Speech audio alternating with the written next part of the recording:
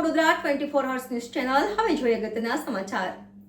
Forex ટ્રેડમાં રોકાણના બહાને fraud કરનાર ઝડપાયો છે। રોકાણ કરશો તો 40 થી 80% ફાયદો થશે તેમ કહી વડોદરાના યુવકને લલચાવ્યો।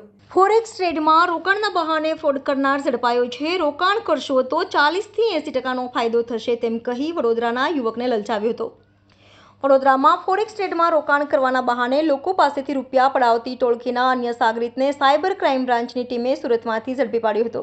ત્યારે ફોરેક્સ ટ્રેડમાં ઇન્વેસ્ટના નામે રોકાણ કરતા આરોપીઓને સંખ્યામાં 2 પર પહોંચી છે। વડોદરા શહેરમાં રહેતા કલ્પેશ કુમાર મોહનલાલ સુથારે ફરિયાદ નોંધાવી હતી કે તેમના સોશિયલ મીડિયા એકાઉન્ટ પર ફોરેક્સમાં ટ્રેડિંગ કરવાનો મેસેજ આવ્યો હતો। ત્યારબાદ તેમના મોબાઈલ નંબર પરથી વોઇસ કોલ બનાવ્યો હતો, જેમાં સામેવાળાએ પોતાની ઓળખ સુરેશકુમાર મૌર્ય તરીકે આપી હતી અને જણાવ્યું હતું કે પોતે ફોરેક્સ ટ્રેડિંગનું કામ કરે છે અને જો તેઓ આ સ્કીમમાં રોકાણ કરશે તો તેમને મહિનેથી 40 થી 80% જેટલો નફો મળશે, જેમાંથી 10% રકમ સામેવાળાને ચૂકવવાની રહેશે। જેથી તેમની વાતોમાં આવી ગયો હતો અને વેબસાઇટ પર રજીસ્ટ્રેશન કરાવ્યું હતું। ત્યારબાદ MT5 એપ્લિકેશન ડાઉનલોડ કરાવી હતી, જેમાં ઠગે એનીડેસ્ક દ્વારા ફોરેક્સ એકાઉન્ટના લોગિન આઈડી પાસવર્ડ મેળવી લીધા હતા।